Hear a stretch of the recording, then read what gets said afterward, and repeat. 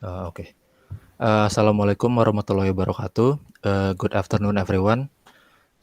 We're from Group 11, and today we're going to present our discussion material about online retail merchandising atau perdagangan retail online. But before we start, let us introduce ourselves. So we're from Group 11, and our group consists of 3 members.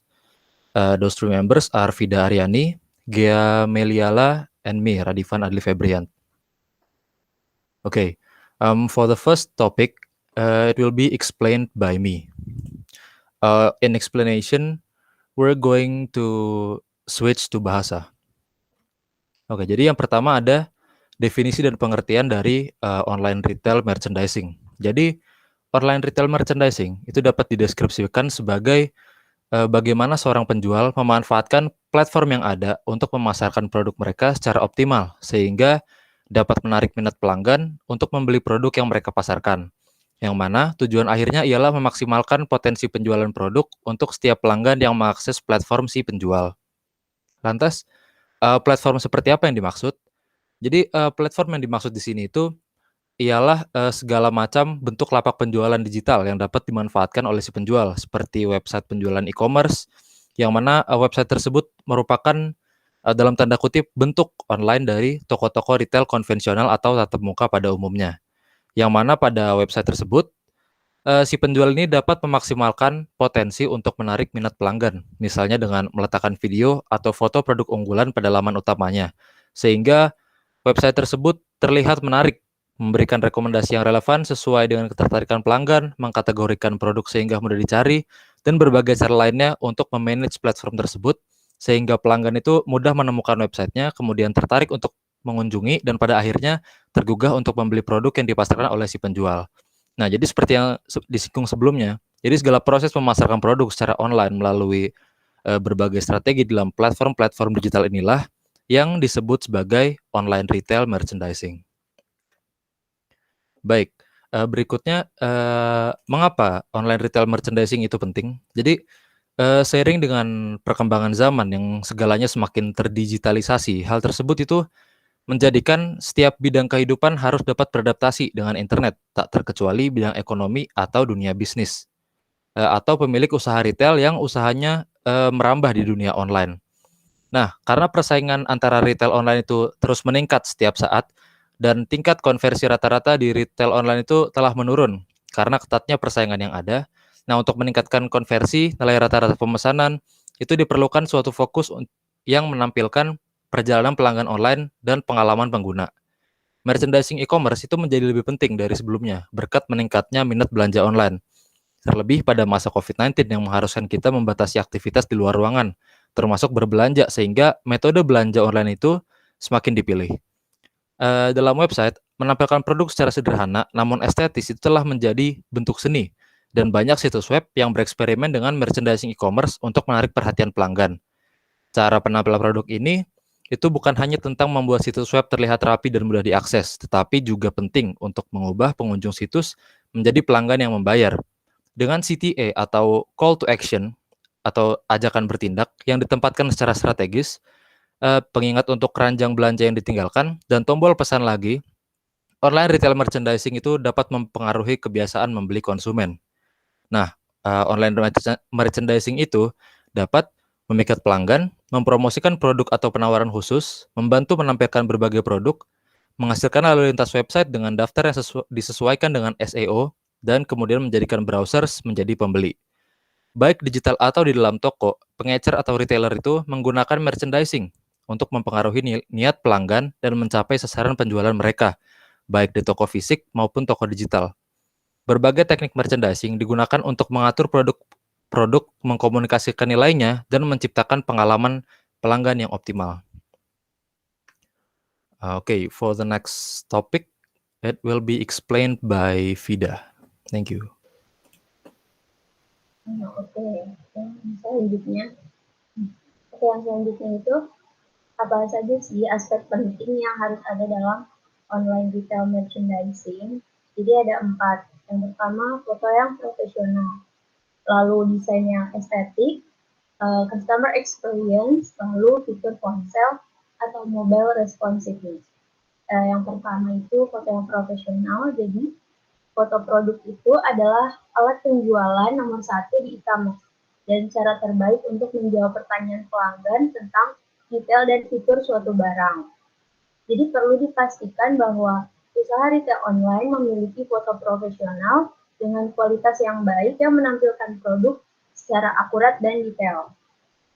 Karena saat menjual produk secara online kan pembeli tidak dapat melihat barang secara langsung. Jadi foto dari sebuah produk itu sangatlah penting. Selanjutnya desain yang estetis. Jadi desain situs itu adalah bagaimana kita menarik perhatian pelanggan. Usahakan tampilan dan nuansa toko itu harus profesional, menarik, dan cocok untuk industri dan target pasar Anda. Misalnya, target pasar kita adalah remaja, maka desainnya diusahakan cheerful, atau misalnya target pasar kita dewasa, lebih ke yang formal atau lebih simple. Selanjutnya itu customer experience atau konten buatan pengguna. Jadi itu berisi seperti review pelanggan, foto, dan juga video. Di mana cara ini adalah paling otentik dan estetis untuk menceritakan kisah pelanggan langsung kepada calon pembeli. Selanjutnya mobile responsiveness. Maksudnya itu semua produk dan fitur yang ada di e-commerce harus dicerminkan di situs seluler Anda, termasuk gambar, deskripsi produk, terus juga fitur review. Jadi perlu membuat pemasaran untuk beberapa perangkat yang strategis baik pada seluler maupun pada komputer atau PC. Boleh next slide. Selanjutnya itu strategi dalam online retail merchandising. Yang pertama itu pengelompokan produk. Maksudnya kita menyusun produk sesuai dengan jenis seperti bahan makanan misalnya, atau alat kebersihan, kosmetik, dan lain sebagainya. Jadi dengan kita mengelompokkan produk, pelanggan akan lebih tertarik dengan tampilan visual yang juga memudahkan untuk menemukan produk yang mereka inginkan. Selanjutnya itu yang kedua melibatkan semua indera. Jadi maksudnya desain yang tertata rapi, menarik, terus menjelaskan brand dengan jelas akan memikat pembeli.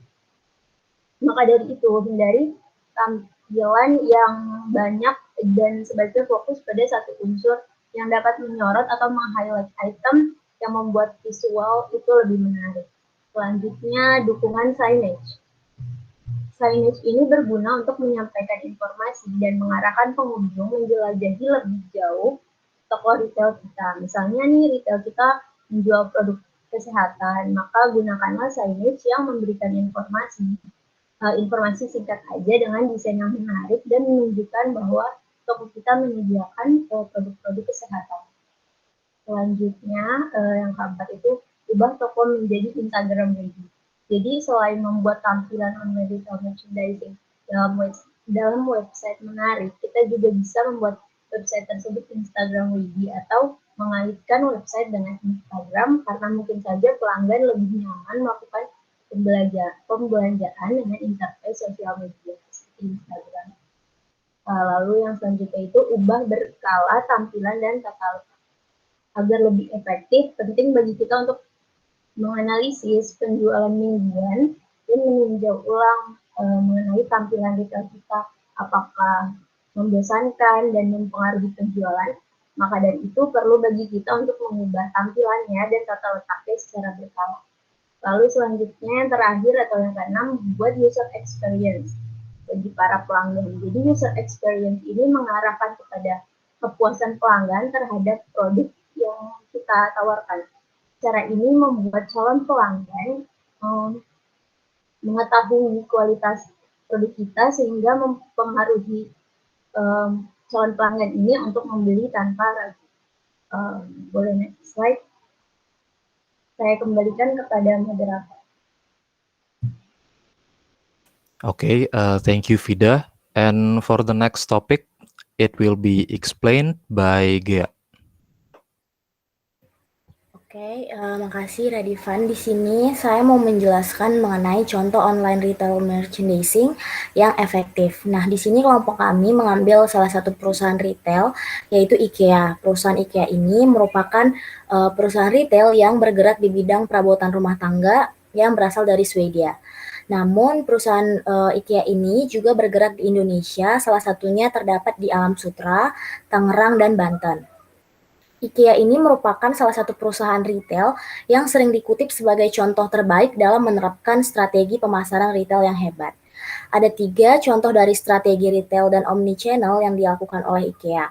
Yang pertama itu ada merchandise plan atau rencana barang dagang. Sebelum memilih sumber, IKEA pasti akan meriset atau mengumpulkan informasi tentang karakteristik atau pribadi orang Indonesia. Jadi sesuai dengan kriteria pelanggan orang Indonesia. Data-data penjualan, survei pasar, dan analisa yang mereka dapat merupakan informasi yang nantinya akan dianalisis kembali dan dijadikan acuan untuk menyusun rencana seperti produk apa yang nantinya akan mereka jual. Yang kedua itu ada pricing strategi atau strategi penetapan harga. IKEA memiliki strategi dalam menetapkan harga dan meletakkan angka 9 di akhir harga mereka. Misalnya di website itu tertulis harga untuk sebuah produk IKEA, misalnya itu lampu LED, harganya itu Rp499, itu sebenarnya salah satu strategi yang digunakan untuk mengalihkan perhatian konsumen sehingga beranggapan bahwa harga tersebut itu sudah mendapat diskon kayak gitu. Padahal sebenarnya harga normalnya itu hanya Rp450.000 saja. Yang ketiga ada promotional strategi atau strategi promosi. Pada tahun 2017, IKEA menciptakan aplikasi berbasis AR atau augmented reality yang diberi nama IKEA Place, di mana konsumen dapat melihat produk-produk dari IKEA secara virtual yang dapat menjadi pertimbangan sebelum membeli. Nah, IKEA Place ini itu sama seperti yang ada di website IKEA. Jadi konsumen bisa melihat melalui katalog IKEA apa aja produk yang mereka tawarkan. Selain itu, IKEA juga aktif di media sosial seperti Instagram maupun website resmi IKEA sendiri, yang sering memberikan inspirasi dekorasi ruangan maupun promo-promo di hari-hari tertentu. Bisa di next. Selain dari strategi omnichannel atau strategi retail, IKEA ini juga menerapkan strategi digital.